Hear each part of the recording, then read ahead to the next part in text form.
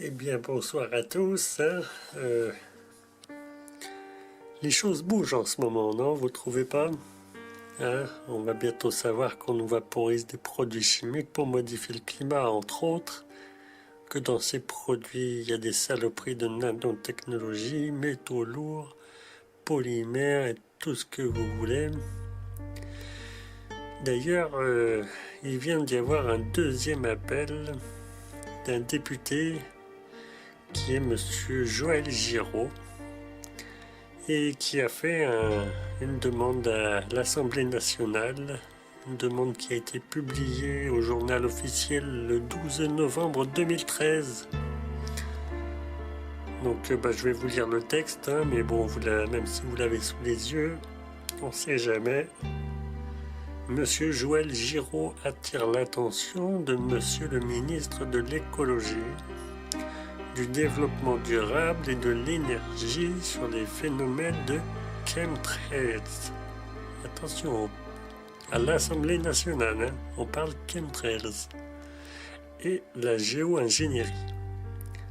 Un certain nombre d'articles qui sont parus dans des revues scientifiques spécialisées ayant trait aux mystérieuses traînées dans le ciel, plus connues sous le nom de chemtrails, deuxième fois dans la question. Plus récemment, la conférence du collectif Skyguard, qui s'est tenue à Bruxelles le 9 avril 2013, a rendu ses conclusions et a présenté au Parlement européen une pétition afin de faire cesser les épandages aériens clandestins dans le ciel.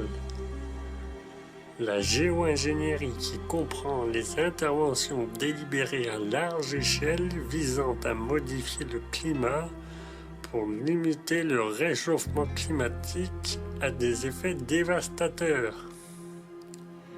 Des milliers de témoins peuvent dénoncer des traînées d'avions dans le ciel qui se développent d'un horizon à l'autre. Tout le monde a pu l'observer, ça. S'élargissent et fusionnent jusqu'à couvrir le ciel d'un nuage artificiel. Dites donc. En effet, officiellement, ces traînées sont considérées comme des traces de condensation laissées par les avions. Mais les scientifiques qui ont étudié la question mettent en avant le fait que les traces de condensation sont identifiables à des altitudes élevées de l'ordre de 10 000 mètres et que celles-ci se résorbent rapidement alors que les chemtrails apparaissent à des altitudes plus basses, entre 2000 et 5000 mètres. On les entend bien, les avions, puis on les voit bien, ceux qui nous gazent, il n'y a pas de problème. Donc, entre 2000 et 5000 mètres et s'estompe très lentement.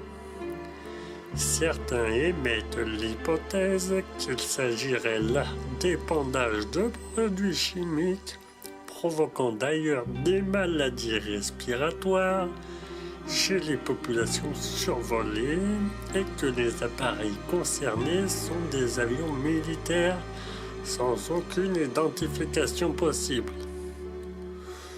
J'ajouterais qu'il y a beaucoup d'appareils civils, mais bon, c'est un détail. Écartant ainsi la piste des appareils civils qui ne seraient donc pas concernés par ces traces. Aussi, il lui demande au ministre de bien vouloir lui faire savoir si des études ont été diligentées par le gouvernement afin d'apporter des réponses précises aux questions légitimement posées. Voilà. Deuxième question à l'Assemblée nationale, en espérant que celle-ci obtienne une réponse. Et que ce monsieur Giraud ne croise pas un camion en faisant un tour de moto dans un virage. Voilà. Allez.